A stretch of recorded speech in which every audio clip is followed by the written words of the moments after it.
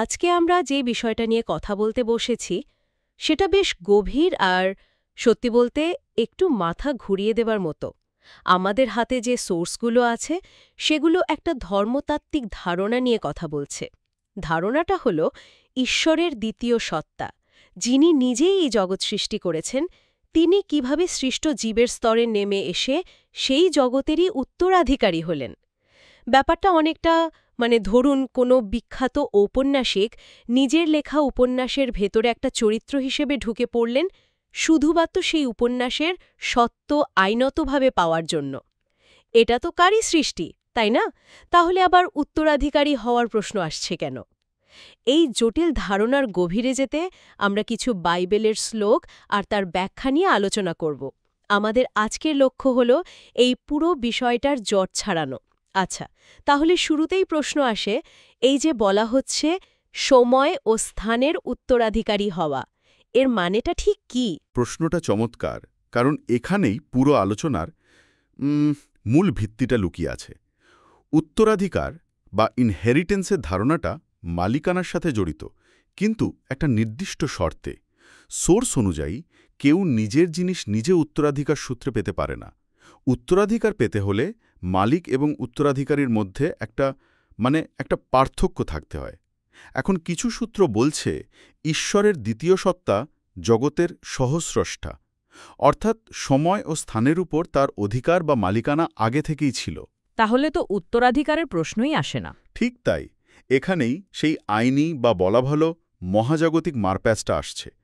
প্রথম সত্তার কাছ থেকে আনুষ্ঠানিকভাবে এই জগৎকে উত্তরাধিকার হিসেবে গ্রহণ করার জন্য তার নিজের অবস্থানে একটা মৌলিক পরিবর্তন আনা জরুরি ছিল। এটা শুধু ক্ষমতার ব্যাপার ছিল না, এটা ছিল একটা স্ট্যাটাস বা অবস্থান পরিবর্তনের বিষয়। ও আচ্ছা, তার মানে লুক ২০ অধ্যায়ে দ্রাক্ষাক্ষেতের মালিকের ছেলের যে গল্পটা আছে, যেখানে উত্তরাধিকারীর ধারণাটা খুব স্পষ্ট, ওটা কি এই মহাজাগতিক ঘটনার একটা রূপক? তাহলে এই অবস্থান পরিবর্তনের জন্য, অর্থাৎ উত্তরাধিকারী হওয়ার যোগ্য হওয়ার জন্যই কি তাকে সৃষ্টিজীব হতে হয়েছিল?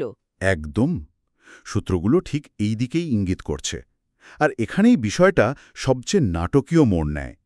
উত্তরাধিকারী হওয়ার জন্য তাকে মালিকের অবস্থান থেকে সরে আসতে হতো। ১ মিনিট, তার মানে কি এই যে তাকে তার ঐশ্বরিক ক্ষমতা বা মর্যাদা পুরোপুরি ত্যাগ করতে হয়েছিল? এটা কিভাবে সম্ভব? ফিলিপিও ২ অধ্যায়ে একটা কথা আছে, নিজেকে শূন্য করলেন। এ কথাটা খুবই কাব্যিক, কিন্তু এর আসল মানেটা কি? সোর্স কি বলছে? তিনি কি তার ঈশ্বরত্ব হারিয়ে ফেলেছিলেন? এই প্রশ্নটাই সবচেয়ে গুরুত্বপূর্ণ। না, ঈশ্বরত্ব হারাননি।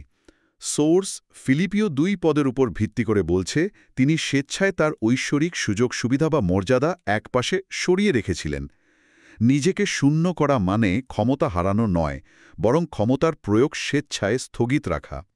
তিনি মানুষের রূপ ধারণ করলেন, আদমের মতো একজন সৃষ্ট জীব হলেন। এই কাজটি করে তিনি নিজেকে এমন এক অবস্থানে নামিয়ে আনলেন যেখানে তিনি আইনতভাবে উত্তরাধিকার গ্রহণ করতে পারেন। তার এই চূড়ান্ত নম্রতা ও বাধ্যতা, যা ক্রুশবিদ্ধ হওয়া পর্যন্ত বিস্তৃত ছিল, এই পুরো প্রক্রিয়ার কেন্দ্রবিন্দুতে ছিল। এটা তো আসলেই একটা অবিশ্বাস্য প্যারাডক্স। বিরোধাভাস বললেও কম বলা হয়।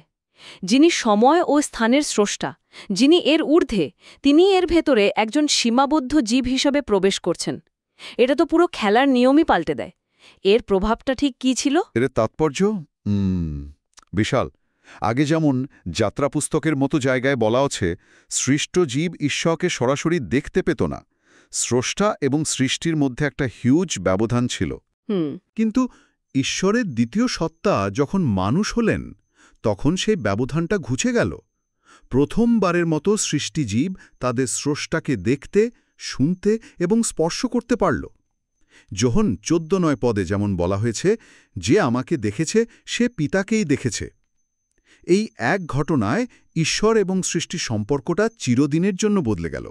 আচ্ছা, তাহলে এই যে এত বড় একটা আত্মত্যাগ, এই যে নিজেকে শূন্য করে দেওয়া, এর ফল কি হলো?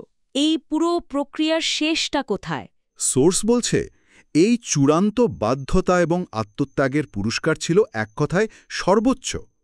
ফিলিপিও ২:৯ পদ অনুযায়ী এর ফলে তাকে সকল নামের ঊর্ধ্বে একটি নাম দেওয়া হয়েছিল। এখন এই নাম কিন্তু শুধু একটা ডাকার জন্য নাম না। প্রাচীন ধারণায় নাম কারো সত্তা এবং কর্তৃত্বকে বোঝাত। তাই এই শ্রেষ্ঠ নাম পাওয়ার অর্থ হল সময় ও স্থানের উপর চূড়ান্ত এবং নিরঙ্কুশ কর্তৃত্বের অধিকারী হওয়া। এটাই হলো সেই সময় ও স্থানের উত্তরাধিকার। ও তাহলে মথে 18 পদে তিনি যখন বলছেন স্বর্গে ও পৃথিবীতে সমস্ত কর্তৃত্ব আমাকে দেওয়া হয়েছে, সোর্স কি এটাই বলতে চাইছে যে সেই মুহূর্তে উত্তরাধিকারের প্রক্রিয়াটা সম্পূর্ণ হল? ঠিক তাই, এটা অনেকটা রাজ্যাভিষেকের মতো। তিনি আগে থেকেই রাজপুত্র ছিলেন, কিন্তু এই মুহূর্তে তাকে রাজার মুকুট পরানো হলো। আর এই কর্তৃত্বের পরিধিটা যে কতটা ব্যাপক তা বোঝানোর জন্য প্রকাশিত বাক্য 1:18 পদের কথা বলা হয়েছে। সেখানে বলা হচ্ছে তিনি মৃত্যু এবং হেডিসের চাবি ধারণ করেন। 1 মিনিট, হেডিস শব্দটা একটু পরিষ্কার করা দরকার। সাধারণ মানুষ যখন এটা শোনে তখন হয়তো নরকের কথা ভাবে, কিন্তু এই প্রসঙ্গে এর অর্থ কি ঠিক তাই, নাকি আরও নির্দিষ্ট কিছু? ভালো পয়েন্ট। হেডিস বা পাতাললোক হল গ্রিক ধারণা অনুযায়ী মৃতদের জগৎ।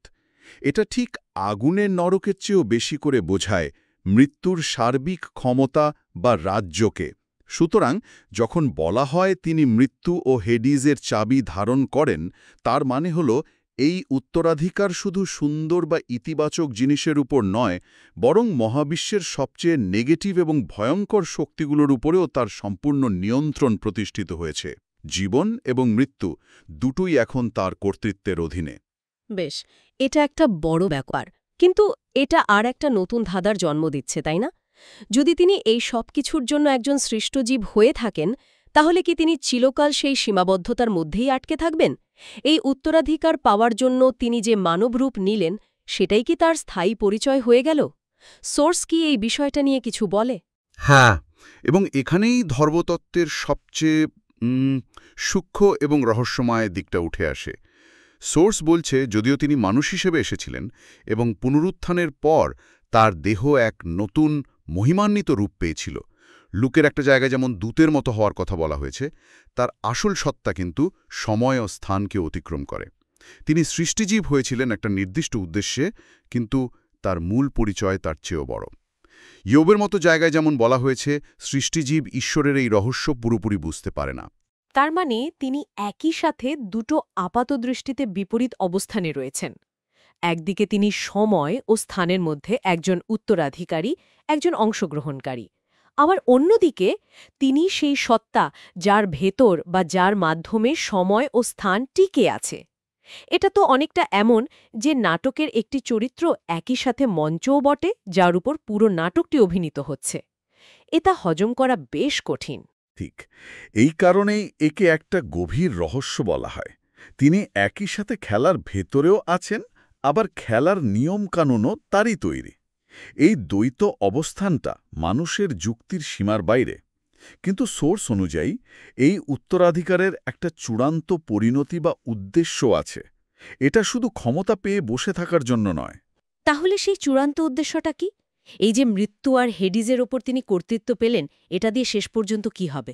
যদি আমরা এই ধারণার সুতো ধরে একদম শেষ পর্যন্ত যাই, তাহলে দেখতে পাই যে এই ক্ষমতার একটা চূড়ান্ত প্রয়োগ আছে। প্রকাশিত বাক্য 20-14 পদে বলা হয়েছে যে একটা সময় আসবে যখন সমস্ত বিচার শেষ হওয়ার পর তিনি মৃত্যু এবং হেডিসকে অগ্নিহ্রদে নিক্ষেপ করবেন। তার মানে তিনি যেই জিনিসগুলোর উপর কর্তৃত্ব লাভ করেছেন সেগুলোকে ধ্বংস করে দেবেন। হ্যাঁ, তবে ধ্বংসের চেয়েও বড় কথা হল পরিশুদ্ধ করা। এর মানে হল তিনি উত্তরাধিকার সূত্রে পাওয়া ক্ষমতা ব্যবহার করে সময় ও স্থানকে পাপ এবং মৃত্যুর কলঙ্ক থেকে চিরতরে মুক্ত করবেন। যে নেতিবাচক শক্তিগুলো সৃষ্টিকে কলুষিত করেছিল, উত্তরাধিকারী হিসাবে তিনি সেগুলোকে সমূলে উৎপাটন করবেন। এটাই তার উত্তরাধিকারের চূড়ান্ত বিজয়, সৃষ্টিকে তার আদি বিশুদ্ধ অবস্থায় ফিরিয়ে আনা। তাহলে পুরো আলোচনাটা যদি এক জায়গায় আনি, ব্যাপারটা দাঁড়াচ্ছে এরকম: সোর্সগুলো এক মহাজাগতিক আইনি নাটকের ছবি আঁকছে। ঈশ্বরের দ্বিতীয় সত্তা, যিনি স্রষ্টা হিসেবে জগতের মালিক, তিনি স্বেচ্ছায় নিজের মর্যাদা ত্যাগ করে একজন সৃষ্ট জীব হলেন। এই চূড়ান্ত বাধ্যতা ও আত্মত্যাগের মাধ্যমে তিনি প্রথম সত্তার কাছ থেকে সমগ্র সময় এবং স্থানের ওপর নিরঙ্কুশ কর্তৃত্ব উত্তরাধিকার সূত্রে লাভ করলেন। আর এই কর্তৃত্বের প্রতীক হল সেই সকল নামের শ্রেষ্ঠ নাম, এবং এই ক্ষমতার চূড়ান্ত উদ্দেশ্য হল সৃষ্টিকে সমস্ত নেতিবাচকতা থেকে মুক্ত করা। চমৎকার সারসংক্ষেপ। আর এই পুরো আলোচনা শেষে একটা প্রশ্ন হয়তো ভাবার জন্য রেখে যাওয়া যেতে পারে। সোর্স বলছে মৃত্যু এবং হেডিস এই দুটি শক্তিকে অগ্নির হ্রদে নিক্ষেপ করা হবে। যদি সময় ও স্থানের উপর তার উত্তরাধিকার এতই সম্পূর্ণ হয় এবং এর উদ্দেশ্য যদি হয় সৃষ্টিকে পরিশুদ্ধ করা, তাহলে এই জগতের অন্যান্য বিমূর্ত ধারণা বা শক্তি, যেমন দুঃখ, যন্ত্রণা, বিশ্বাসঘাতকতা বা এমনকি সময়ের নিজস্ব সীমাবদ্ধ প্রকৃতি, এগুলোর চূড়ান্ত পরিণতি সম্পর্কে এই উত্তরাধিকার কি ইঙ্গিত দেয়? সেগুলোরও কি একই রকম কোনো নিষ্পত্তি হবে? এই প্রশ্নটা সোর্স সরাসরি উত্তর না দিলেও পুরো ধারণাটা আমাদের সেদিকেই ভাবতে উৎসাহিত করে।